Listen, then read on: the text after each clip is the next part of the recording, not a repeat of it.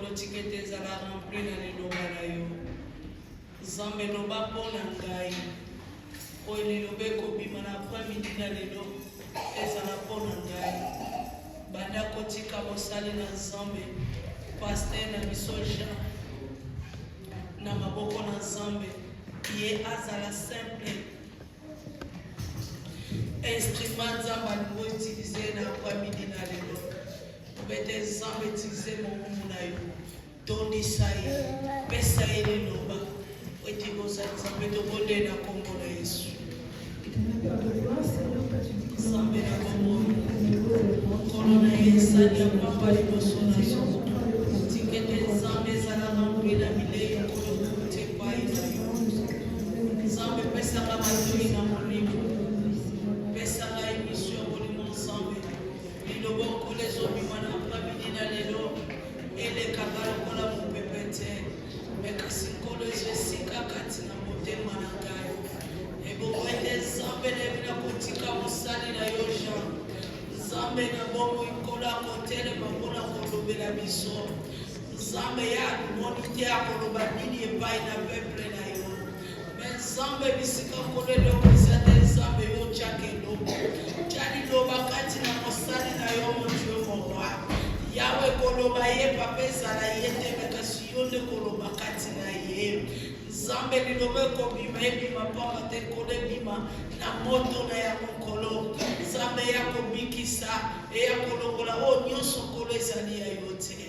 Yawe sala na yo yawe mimonisa na kombo na Yesu. Amen. Amen. Tobeteli Yesu maboko na kati kamutaka ya mapapa biso tozobeta maboko makati na milolo watu wazali ya bomoi tobeteli Yesu.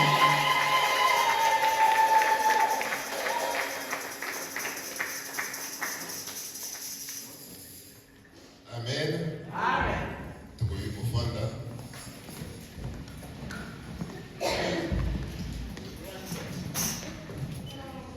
Non, le Seigneur est merveilleux.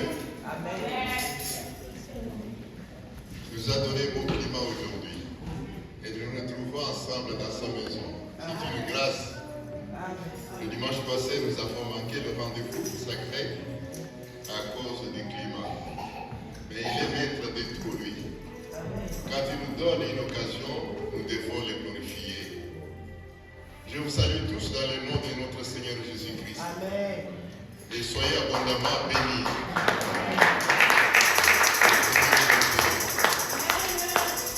Et je voudrais vraiment que la joie du Seigneur soit pour tout le monde. Nous devons chanter la joie du Seigneur à tout le monde. Que cette joie-là soit votre partage ce matin. Amen. Nous allons passer directement à notre lecture du jour. Comme le temps nous semble être compté, nous allons lire la parole de Dieu. Nous avons des lectures ce matin dans l'Ancien Testament. Nous lisons le prophète Ésaïe au chapitre 41, mais nous lisons un seul verset, 31e verset. Et puis nous allons lire le psaume de David, 37e psaume, et nous allons lire son 5e verset, et nous allons partager cette parole. Nous lisons dans le nom de Jésus. Ésaïe 40, 31. Mais ceux qui se confient en l'Éternel renouvellent leur force. Ils prennent le vol comme les aigles. Ils courent, ils ne se laissent point. Ils marchent et ils ne se fatiguent point. Amen. Amen. Et le 37e psaume, nous lisons 5e verset. Recommande ton sort à l'Éternel. Mets en lui ta confiance. Il agira. Amen. Amen. Acclamons la parole de Dieu. Seigneur notre Dieu, nous voulons te recommander ces moments précieux. Nous ne sommes pas dignes de transmettre ta connaissance. Cher Saint-Esprit, toi qui sais transmettre, transmets ce que tu veux que tes enfants entendent ce matin. Au nom de Jésus, Amen. Amen. Nous avons intitulé notre adresse ce matin, mettre sa confiance en Dieu. Pour ceux qui écrivent, mettre sa confiance en Dieu. La première lecture nous demande de se confier en Jésus. Et la deuxième lecture nous dit mettre en lui toute notre confiance. Pourquoi? Pour qu'il agisse. Bien-aimé, le mot confiance, je sais que c'est le mot le plus utilisé, le mot qui est en usage dans toutes les conversations, le mot qui marque même la fidélité, le sérieux que doit avoir un peuple, que doit avoir un homme, que doit avoir une femme. C'est pourquoi on dit, ah, celui-ci est un homme de ma confiance. Je vais m'adresser à lui parce que je sais qu'il ne peut pas me décevoir, qu'il ne peut pas me trahir. Malgré ça, on trouve personne qui ne peut pas trahir. Un homme peut trahir sa femme. Une femme peut trahir son mari. Un ami, il n'y a pas un ami fidèle. Mais ce matin, je voudrais vous dire qu'il y a quelqu'un à qui il faut mettre la confiance, qui ne peut pas vous décevoir, c'est Jésus-Christ de Nazareth. En lui, lorsque vous mettez la confiance, il restera fidèle tout autour de notre temps, tout autour de notre vie. Là où nous avons lu, on nous dit ceux qui espèrent en Jésus, ceux qui se confient en Seigneur, d'abord, ils doivent jouir de plusieurs promesses. Ce n'est pas pour rien qu'il nous recommande. Il a déjà préparé des promesses pour nous,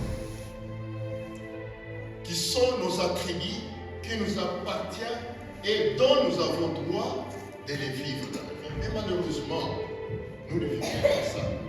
Malheureusement, le monde corrompu a toujours tendance de nous éloigner de ces promesses de Dieu.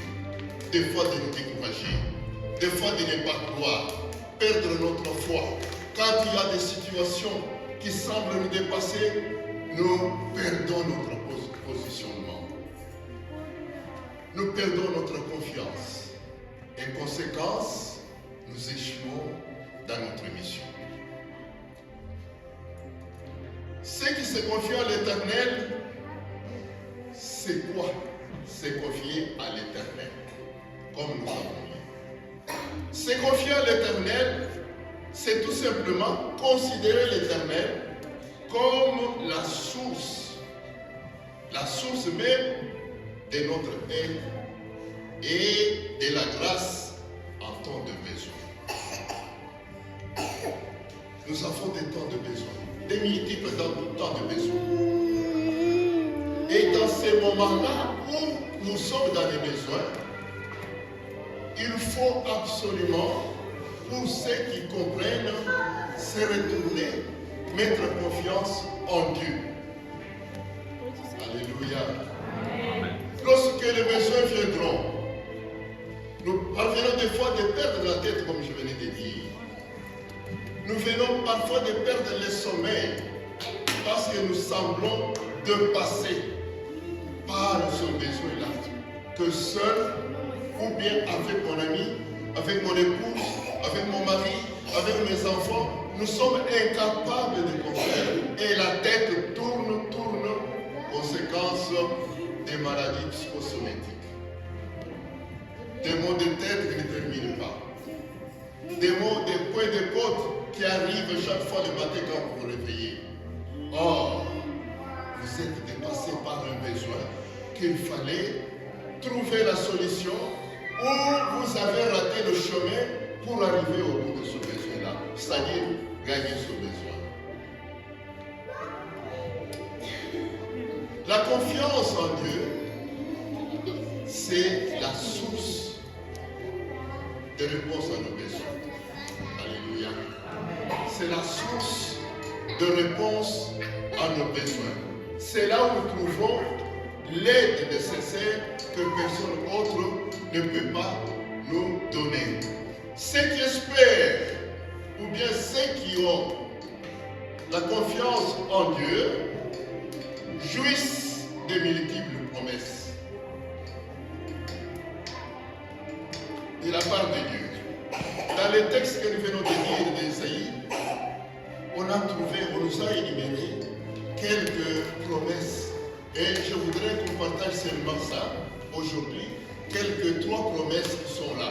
Mais sinon, à travers la Bible, il y a multiples promesses que Dieu promet, qui est notre droit, notre attribut, lorsque nous mettons confiance en lui. Beaucoup ont sali la confiance dans notre démarche, dans notre vie. Nous n'avons plus de confiance. Pourquoi? À cause des événements exogènes ou endogènes que nous avons traversés. Première promesse que nous avons lue dans notre texte, le prophète Ésaïe, Dieu vous promet la force pour nous ranimer lorsque nous sommes faibles ou épuisés. En proie de la souffrance et l'épreuve. Oui, la force qui vient de Dieu vous permet à vous réconforter, à vous ranimer pour faire face à l'épreuve. Nous avons perdu beaucoup quand nous sommes devant l'épreuve. Depuis que ce problème est avec moi, il ne veut pas me libérer. Et on perd les punch, comme les boxeurs disent. On perd le punch, on marque la direction, on enlève la confiance en Dieu, on commence à douter même de la puissance de Dieu. Non, mon frère, ma soeur, tous ceux qui ont confiance en Dieu, quel que soit le problème qui peut arriver, c'est Dieu qui donne cette force-là pour être au-dessus des épreuves. Si vous avez perdu déjà la confiance, vous devenez faible, vous ne parvenez plus encore à prier, même vous n'avez pas la force d'amener votre requête à Dieu, laisse-moi vous dire cet après-midi, l'occasion vous est donnée de retourner encore votre confiance en Dieu. Pourquoi? Parce que Dieu va vous donner la force pour que vous transcendez les limites de ce problème-là. C'est lui qui donne la force. Ce n'est pas la force qui vient de qui que ce soit. Lorsque les problèmes viendront, qui demandent de l'argent, beaucoup de l'argent, vous pouvez avoir de l'argent là, mais le problème ne terminera pas. Ça vous demanderait toujours de chercher de l'argent, de chercher de l'argent. C'est le cas de maladies chroniques, c'est des cas de décès répétés, c'est des cas de chômage, c'est des cas de souffrance, des manques de paix. Vous manquez la force. Mais lorsque vous allez retourner, lorsque vous allez encore avoir confiance en Dieu, en Jésus-Christ comme votre sauveur, comme celui qui a pris vos problèmes sur la croix de Golgotha, laisse-moi vous dire que là où vous n'avez pas l'occasion de prier, là où vous n'avez plus encore l'occasion de gêner, Dieu va vous donner la force. Là où vous n'avez plus les oreilles pour entendre la parole de Dieu, Dieu vous sondez la vérité et il va déboucher vos oreilles et vous allez commencer à communiquer avec lui. Remettez votre confiance en Dieu, mon frère, mon sœur. Il n'y a aucun problème qui peut dépasser Jésus. Sur la croix, il a dit, Père, tout est consommé. Et tout est consommé pour vous. L'occasion d'enlever la conscience, c'est la stratégie de l'ennemi. L'ennemi qui ne veut pas que les enfants de Dieu soient libres. Il vient avec ses stratégies. entre autres, vous rendre faible. Mais lorsque vous allez revenir à lui, de tout votre cœur, vous dites qu'il n'y a que toi, Seigneur, qui peut. Maintenant, là, nous avons dit, c'est la source de notre aide. Alléluia. C'est la source de notre aide. Remettez encore la confiance en Jésus. Faites cette expérience-là, il vous donnera la force. Voilà, première promesse. Nous devons être forts. Si on dit, voici, pour ceux qui ont crié en Jésus, ils prieront pour les malades, et les malades seront guéris. C'est-à-dire que vous devenez fort, plus fort que la maladie. Amen, amen. Plus fort que le sida, plus fort que tout ce qui peut vous faire trembler, qui peut faire trembler le monde. Mais votre confiance en Jésus vous rendra fort, que ce qui fait trembler tout le monde, ça ne vous fera pas trembler vous. Amen. Première promesse, c'est celui-là. Et dans cette promesse-là, il nous dit, on ne sera plus faible. On ne sera plus épuisé. Beaucoup de gens sont épuisés. Sont épuisés pour des petits problèmes. Sont épuisés pour de petits dérangements, de rien du tout. Il est épuisé. Il est abattu. Mais confiance en Dieu. Et le Saint-Esprit vous donnera la force. Deuxième promesse pour vous qui donne, pour vous qui donnez, vous parlez en français, pour vous qui donnez la confiance en Dieu. Deuxième promesse, le Seigneur va vous donner certaines capacités extraordinaires. Des capacités que vous n'allez pas même comprendre comment vous devenez capable. Mais capacité de faire quoi? Il va vous élever. La capacité de s'élever au-dessus de toute difficulté. Alléluia. Amen. La capacité de t'élever au-dessus de toute difficulté. Attention quand je parle de difficulté, frères et sœurs, peuple de Dieu, ne pensons pas toujours à des maladies. Ne pensons pas toujours au manque de l'argent. Mais des difficultés sociales. Les difficultés sociales, ça veut dire dans la relation humaine, dans des relations humaines. Beaucoup de frères, beaucoup de sœurs dans nos églises sont devenus faibles. On ne parvient plus à nous dominer. Pourquoi? Vu certaines expériences que nous avons dans les domaines de la gestion de l'Église, il y a des frères et sœurs qui entendent même leur foi pour des simples paroles prononcées par quelqu'un contre lui. Alléluia. Amen. Il y a des frères et sœurs qui reculent, qui perdent leur confiance en Jésus parce que tel ou tel autre a parlé mal de moi. Mais laissez-moi vous dire ce matin, quelles que soient des paroles qu'on peut prononcer contre toi, des bonnes paroles ou des mauvaises paroles, mais il faut savoir que toi tu as entendu l'appel de Jésus et tu as accepté, tu as répondu présent.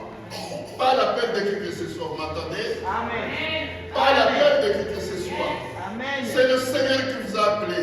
Amen. C'est avec le Seigneur que vous devez chercher à communiquer avec lui. Amen. Pas avec qui que ce soit. Amen. Apprendre à entendre ce que lui a dit. Amen. Et m'occuper de ce que le Seigneur m'a dit et non pas ce que Pasteur Kabongo vous a dit. Alléluia. Amen. Moi je peux parler ce que je peux parler pour toi. Peu importe ça. Amen. Mais qu'est-ce que le Seigneur m'a dit? Et je vais m'occuper de ça. Je vais mettre confiance à lui. Si vous mettez confiance, peut-être des paroles que votre frère peut prononcer contre vous, que votre soeur peut parler contre vous, c'est-à-dire que vous avez confiance à ces paroles-là. Vous avez confiance à celui qui a parlé. Amen, amen. Amen. Lorsque vous allez mettre confiance en Dieu, Il va vous donner les capacités de supporter des injures même. Alléluia. De supporter des injures même. Et c'est ça le début de la nouvelle nature. Il y a beaucoup, on n'a pas insulté, mais il dit, il a parlé mal de moi, il m'a insulté. Qu'est-ce que ça fait, mon frère, ma soeur, pour perdre confiance? On appelle ça les stratégies sataniques pour détruire la foi du peuple de Dieu. Amen. Amen, amen. Amen. Donc, cherchons cette capacité-là. Et cette capacité-là, nous n'allons pas la puiser ailleurs que dans la confiance en Jésus-Christ. Il va nous donner la capacité d'être au-dessus de nos difficultés. Et on donne ici l'image de l'aigle. Nous connaissons l'aigle. Pour nous qui venons du pays africain, nous connaissons l'aigle. C'est un oiseau. Un oiseau qui monte très haut. Et il le regarde. Quand il monte très haut, il ne regarde pas haut, il regarde en bas. Alors le Seigneur veut dire quoi par cette image? Il veut dire que ceux qui mettront confiance en moi, la capacité que je vais leur donner, ça sera une capacité telle que ils verront tout ce qui n'est pas de Dieu comme étant des saletés. Amen. Amen. Comme étant des choses sans vie. Et malheureusement, le Satan qui est en train de détruire le peuple de Dieu, il met l'importance dans les paroles des gens. Il met en nous cette capacité de nous occuper plus de ce que les gens disent. Amen, amen. Amen. Je disais à quelqu'un qui me disait, voilà, pasteur, on a dit ça, c'était quelqu'un de ma famille. On a dit, voilà ce qu'on a dit de vous. Voilà. Alors je leur disais, mais est-ce que vous allez défendre aux gens de parler? Amen, amen. Amen. Il ne faut pas vous occuper de ça. Dieu a donné à chacun la parole. Il peut parler, mais il aura son jugement s'il ne parle pas des autres. Amen. Et cette capacité-là, d'être au-dessus comme l'aigle, et je vois les autres choses trop bas. Amen. Amen. On ne peut pas la trouver ailleurs que lorsque nous aurons confiance en Dieu. Ayez confiance en Dieu. Lui qui nous a donné le Saint-Esprit, son meilleur consolateur. Amen, amen. Amen. Ma fille, tu me suis? Il faut me suivre, moi je suis assis. Alléluia. Amen. Alléluia. Amen. Donc cette capacité-là, vous allez la récolter lorsque vous mettrez totalement votre confiance en Dieu. Pas en votre père, pas en votre femme, pas en votre mari, pas en votre enfant, mais à qui? Quel que soit le problème. Et vous allez voir que vous aurez d'abord la maîtrise de soi. Vous aurez la maîtrise de soi. Vous n'allez pas chercher à vous faire justice vous-même. Ne cherchez pas à vous faire justice. Nous sommes, frères et sœurs, sur le boulevard. Un boulevard qui nous amène vers le ciel. Alléluia. Mais ce boulevard-là est parsemé de beaucoup de choses. Heureusement que notre Seigneur Dieu est avec nous et il nous accompagne. Quelle que soit l'épreuve, quand vous avez la confiance en Dieu, il va vous donner la capacité de dominer ces preuves. Épreuves. Comme nous sommes ici, chacun a des épreuves. Amen, amen. Et ces épreuves-là, leur réponse est dans la confiance en Dieu, qui va nous donner la capacité qu'on voit et la voie de sortie de nos épreuves. Que le Seigneur nous aide. Troisième promesse que le Seigneur nous donne, c'est la capacité de courir spirituellement sans se fatiguer. Et si nous lisons là, nous allons le voir dans Ésaïe que nous avons lu. De courir spirituellement. Comment est votre course actuellement? Votre course spirituelle actuellement? Votre marche spirituelle, c'est-à-dire votre relation avec Jésus actuellement. Votre fidélité envers lui actuellement. Il y a les hauts et les bas. Pour la plupart des cas. C'est alors qu'à l'Apocalypse, on dit, rappelez-vous de votre premier amour. Amen, amen. Votre premier amour. C'est quand vous croyez en Jésus, essayez de revenir lorsque vous avez cru en Jésus. Comment vous avez été engagé? Comment vous marchez quand il s'agissait des choses de Dieu? Comment vous étiez disposé quand il s'agissait des choses de Jésus-Christ? Est-ce que c'est de la même manière aujourd'hui? Mais lorsque nous mettons notre confiance en Dieu, la capacité viendra de Jésus. Alléluia. À travers son Esprit Saint, il va nous donner la capacité de ne pas nous fatiguer spirituellement. Beaucoup de chrétiens ces derniers temps, spirituellement, sont fatigués. C'est-à-dire quoi? C'est-à-dire qu'on se sent comme corvée lorsqu'il faut prier. Je ne sais pas si vous arrive des fois. Ça veut dire que vous êtes fatigué déjà. Vous avez perdu votre manière, même vos séances de prière, vous les avez perdues. C'est-à-dire que vous êtes fatigué. La manière que vous accueillez la parole de Dieu, ce n'est pas de la même façon aujourd'hui. C'est-à-dire que vous êtes déjà fatigué. La cause de cette fatigue-là, vous avez déplacé votre confiance en celui qui vous a appelé.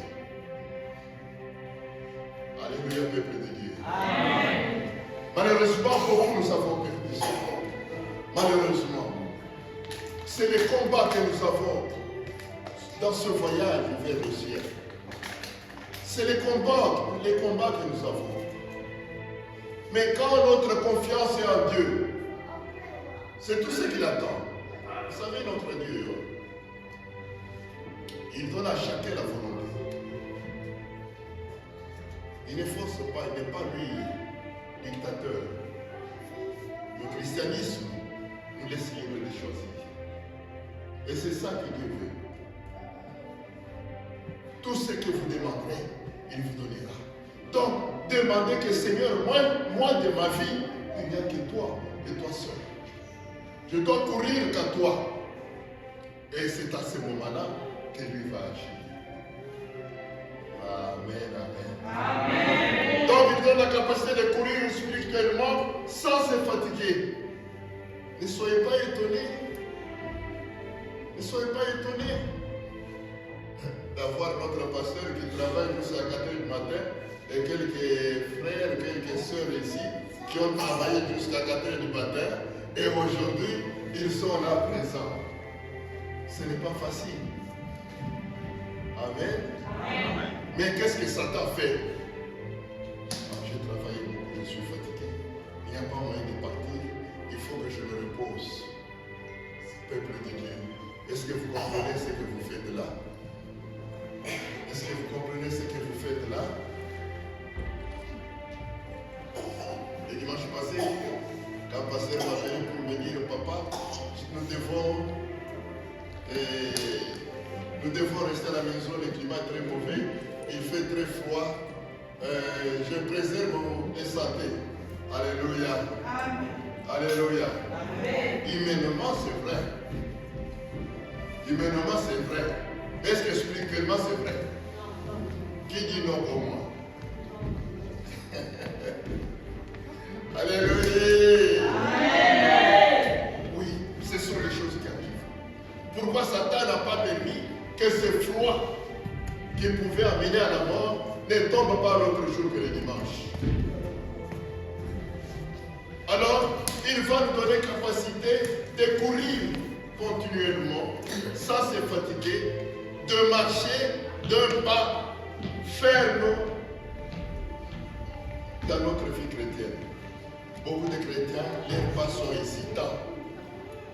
Leur foi est entamée.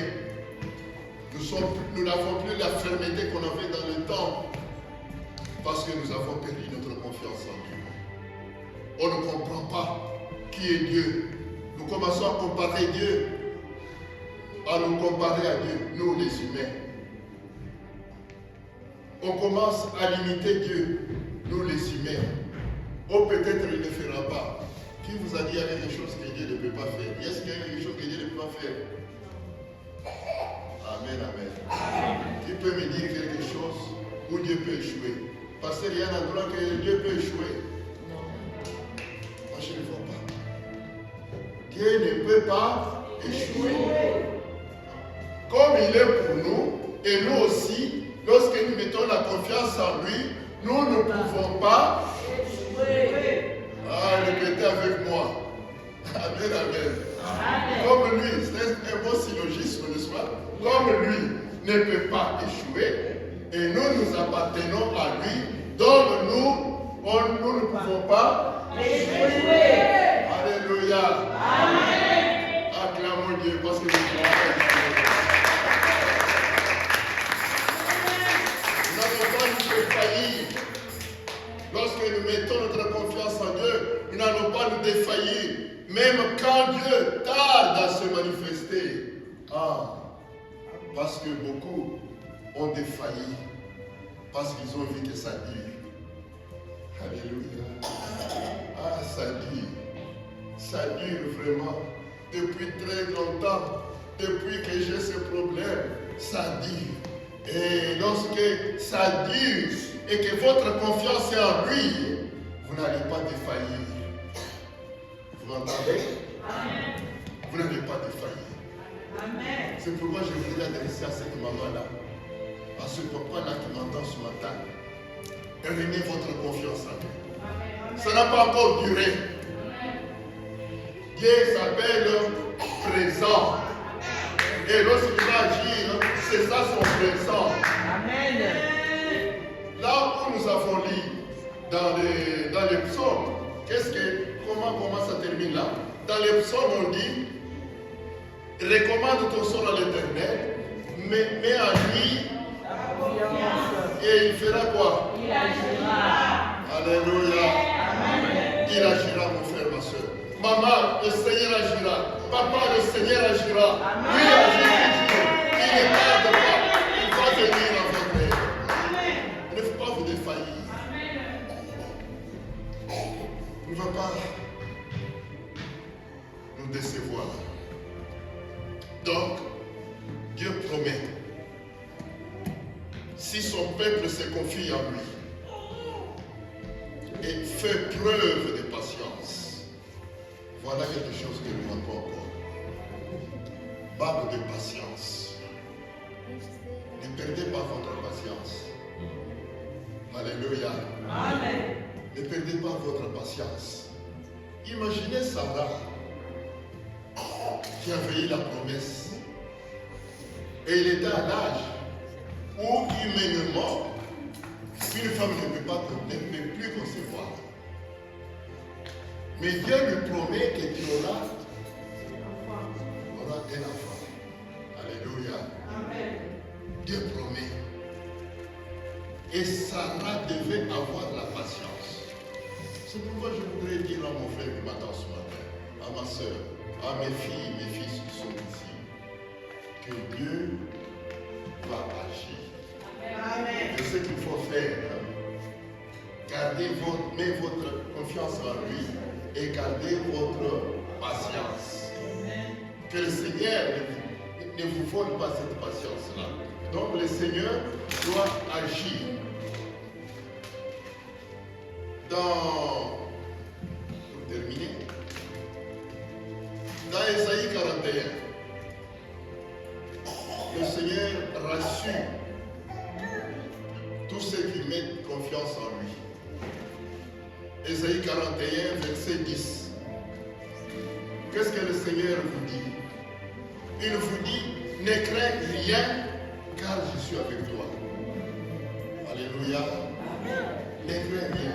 Mon frère, je vous supplie ce matin, cet après-midi, ne crains rien pour ce problème-là, pour cette épreuve-là.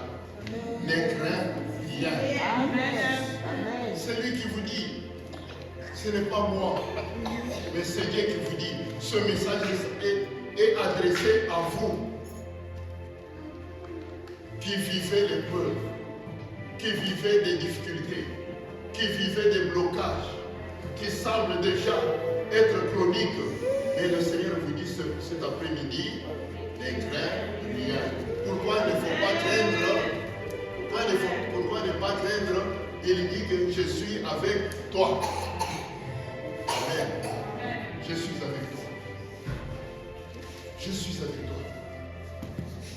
Ouais. Il s'appelle omniprésent. Quand il dit qu'il est avec toi, c'est qu'il est avec toi partout où vous pouvez vous trouver. Il est avec toi la journée. Il est avec toi la nuit. Alléluia. Mais une personne comme ça, c'est celui-là à qui il faut mettre sa confiance. Amen. Parce que si vous mettez confiance à quelqu'un, c'est quelqu'un-là qui sera à votre côté tous les jours. Amen. Mais lui est à votre côté jour et nuit pour vous secourir. Ne crains pas. Ne crains pas, car je suis avec toi. Ici, il parle au singulier. Ne crains pas. Maman, vous qui me regardez. Papa, vous qui me regardez. Je voudrais transmettre les liens. Le Seigneur est en train de vous adresser. Ne crains pas. Amen. Parce qu'il est avec toi. Amen. Amen. Il vous promet encore, il vous dit encore une chose. Il dit, ne promène pas de regard inquiet. Il y a des personnes déjà battues. Des personnes déjà mortes avant même la mort. Envahies par des problèmes. Vous les regardez comme ça. Il est en train de faire des monologues. Il parle lui seul. En route, il est en train de parler. Comme ici, vous tous vous conduisez. Attention, vous pouvez faire l'accident. Amen, amen. Amen. Attention, revenez en vous. Ayez confiance en Dieu. Ne faites pas marcher vos regards d'être abattus. Ayez confiance en Dieu. Il va vous donner la force. Il va vous donner la capacité de transcender cet événement-là. Il continue, il dit, il nous défend de ne pas promener de regard inquiet. Pourquoi? Parce que je suis avec toi. Amen, amen. Dans quelques situations, il vous rassure. C'est une assurance qu'il est avec toi. C'est une assurance. Le reste, ne vous en occupez pas. Ne les regardez même pas. Ne mettez même pas dans côté à Kana Makamuna Yote. Alléluia. Côté à Boka du sous-souté. Amen. Côté à Boka du sous-souté. Tout est pour la gloire de Dieu. Amen. Donc, il nous défend de promener des regards inquiets partout. On vous regarde, on va, ah, cet homme est dépassé. Cette maman est dépassée. Et pourtant, vous avez celui qui a tout. Et tout ce qu'il a, c'est pour vous. Amen. Oh, que le Seigneur soit Dieu. Il est merveilleux, notre Dieu. Amen. Car je suis avec toi. Je te fortifie. Je viens à ton secours. Amen, amen. Amen. Nous avons Dieu de secours. Il vient nous secourir. Frères et sœurs, nous allons terminer par là. Qu'est-ce que j'avais voulu que nous comprenions ce matin? Nous devons comprendre une chose. Il dit, je te soutiens dans ma droite triomphante. Je te soutiens dans ma droite triomphante. La droite triomphante n'appartient qu'à Dieu. Il n'y a aucune personne. Votre papa n'a pas de droite triomphante. Votre mari n'a pas de droite triomphante. Il n'y a que Jésus-Christ qui a la droite triomphante. Et il dit, je vous soutiens dans cette main-là triomphante et que, puisque vous êtes en moi, vous devez triompher. Ne désespérez pas, mon frère, ma soeur. Voilà le conseil que je donne au peuple de Dieu. Vous avez été sauvés quand votre cœur s'est ouvert par la foi en Jésus-Christ. Nous sommes sauvés. Nous sommes devenus des enfants de Dieu.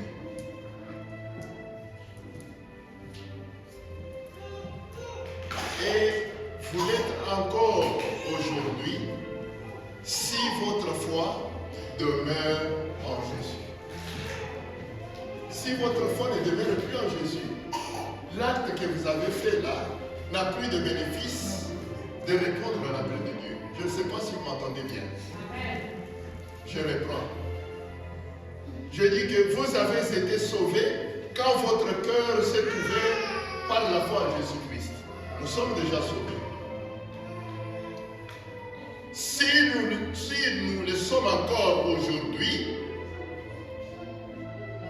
c'est très bien. Nous le sommes aujourd'hui si notre foi continue à demeurer en lui, en celui qui nous a appelés. C'est-à-dire, notre confiance est totalement en lui. Beaucoup ont trahi leur confiance.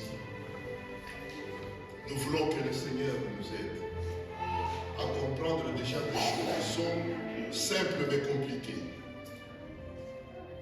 Ayez confiance en Dieu. Beaucoup ont perdu leur confiance au parcours de leur vie. Beaucoup ont le dégoût de venir même à l'église. Beaucoup ont le dégoût de prier chez eux. Je connais quelqu'un qui m'a dit, je ne sais pas quel jour, je parlais avec quelqu'un au Congo, qui m'a dit, papa, n'allez nangai. Je crois ce matin aussi, je parle à pasteur. Papa n'allez nangai. Une personne qu'on exhortait, parce que son mari boit beaucoup. Elle a même quitté le toit paternel, conjugal, voulais-je dire. Elle est rentrée chez elle. Elle exhorte, elle revient. Et c'était le jour-là que le mari est rentré sous. Il a commencé à insulter les enfants et la femme. La femme est repartie encore. Et ce matin, on l'a appelé, on l'a eu. Il me demande, papa, comment ça va? Je dis, ça va très mal. Parce que tu m'as déçu. Amen, amen. Tu m'as déçu parce que tu as enlevé la confiance en Jésus. Tu peux te donner la réponse à ces problèmes. Il n'y a aucun problème qui peut dépasser Jésus. Tu m'as déçu. Rentre d'abord dans ton foyer. Je vais envoyer des serviteurs de Dieu. Ils vont causer avec votre mari. Mais voilà comment Dieu fait. Lorsque la femme était à la maison, l'homme ne venait plus à l'église. Et maintenant, l'homme est à l'église ce mardi, il est à l'église jeudi, il est à l'église dimanche. Et la femme qui a enlevé sa confiance en Dieu ne vient plus à l'église. Vous voyez comment Satan est mauvais. Peuple de Dieu, nous voulons prier. Nous voulons prier tout simplement, supplier le Seigneur de nous donner cette force-là, de nous donner ces capacités-là, que nous ayons toujours confiance en lui, quel que soit le problème. Si vous êtes là et vous trouvez que personnellement vous avez perdu confiance, ou bien vous êtes en train de perdre confiance, en voie de perdre confiance en Dieu, les doutes commencent à vous prendre, que pour la solution qui est devant vous, dans tel domaine ou dans tel domaine, dans tel épreuve de la vie, dans telle question qui vous a accablé pendant plusieurs années. Si vous êtes là, mon frère, ma soeur, vous pouvez vous mettre debout. Peu importe les gens, peu importe ce qu'ils peuvent vous donner, qu'ils peuvent vous regarder. Peu importe.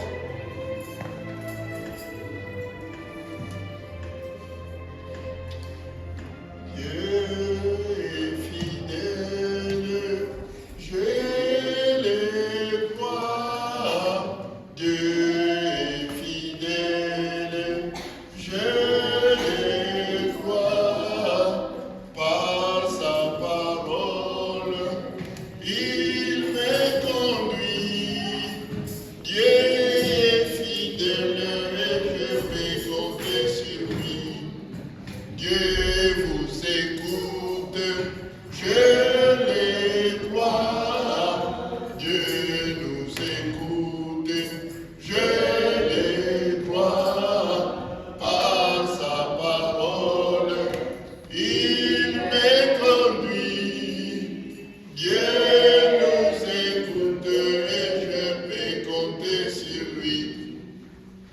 prier.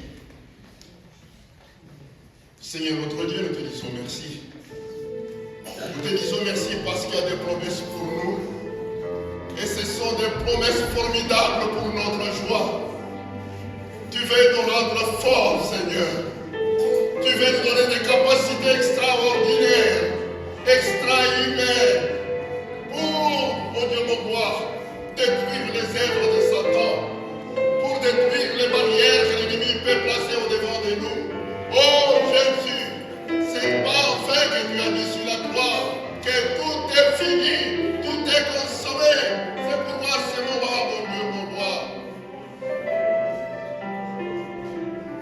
viens au milieu de ton peuple ce matin. Toi qui sais sonder les profondeurs de l'air. Tu connais, mon Dieu, mon roi, quel est le problème, quelle est l'épreuve. Mais moi, je crois ta parole. Quelle que soit la durée, oh Dieu de l'éternel, maintenant même, Seigneur, révèle la confiance, révèle les capacités, révèle la force à cette soeur, à ce frère qui a besoin d'être consolé, d'être touché, d'être répondu, car c'est toi qui donnes des réponses. Merci, mon Dieu, mon roi. Que ta main puissante touche, que ta main puissante réconforte, que ta main puissante réconforte, que ta main puissante redonne la vie à mon frère et à ma soeur, et redonne l'espoir à mon frère et à ma soeur. C'est au nom de Jésus-Christ que je prie avec un chant de grâce. Amen.